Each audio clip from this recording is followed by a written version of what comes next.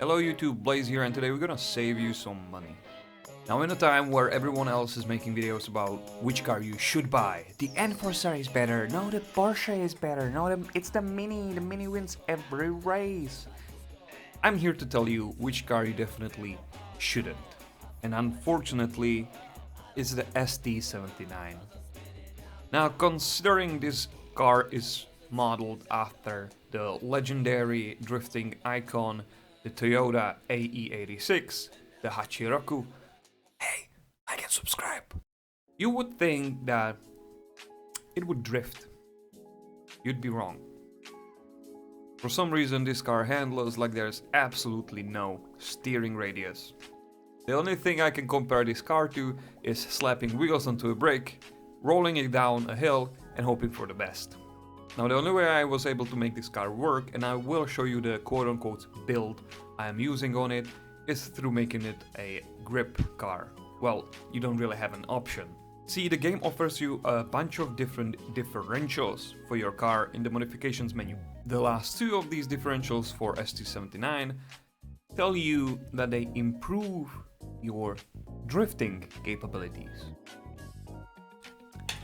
Well, that's a fucking lie.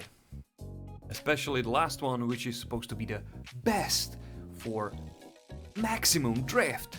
It bricks your car. Now, I don't know if the ST79 is just bugged, but the last differential makes your car handle like a fucking tank. Instead of getting maximum drift, you get minimum fucking steering radius. And it's not just the differential either, it's the tires too. Do not dare to use the all-terrain Pro tires. Don't do it. Apparently these tires are laced with military-grade glue because that's what they do. They glue you to the fucking road. And trust me, sticking to the road even more with this car is not what you need.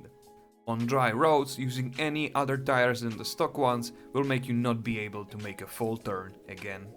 See, while the stock tires save you with handling on dry roads, racing on wet roads means you'll get no grip at all. On wet roads, you're basically forced to use the wet tires, which you might be like, yeah, I mean, Blaze, that makes sense. You know, if the tires are made for rainy weather, I should be using them in rainy weather. Yeah, I agree, viewer. But, again, they make your cornering hell. So far, everything about this drifting car and its upgrades makes you not drift, but instead be a magnet to the road. Now, I've seen posts about how 120 FPS breaks handling on some cars. I figured, hey, maybe that's it. I play at 120. So I reduced my FPS to 60. It didn't do a fucking thing. Why the hell do we have the drifting icon in the game if we cannot drift it? Riddle me this, how is the first car that we get to own still, in my opinion, the best handling car in the game, especially for drifting? That thing drifts like butter, it's so well done. Now, not everything is all lost with this car. It can work, but do not expect it to be a drifting car. If you upgrade the engine to the max and the transmission, this car actually becomes a rocket. You can very easily clear most, if not all, of the racing challenges. Now, to be completely real though, at that price point you might as well just buy a better car. I unfortunately made the mistake of trying to make this car work and spent almost £1 million on fucking around with just the handling. Don't be me. There's not much else to add to this, I guess. It's a damn shame that this iconic drift car handles the way it does, but I'm gonna show you the build I've been running that kinda made it work as a cornering grip car, but I don't know, man.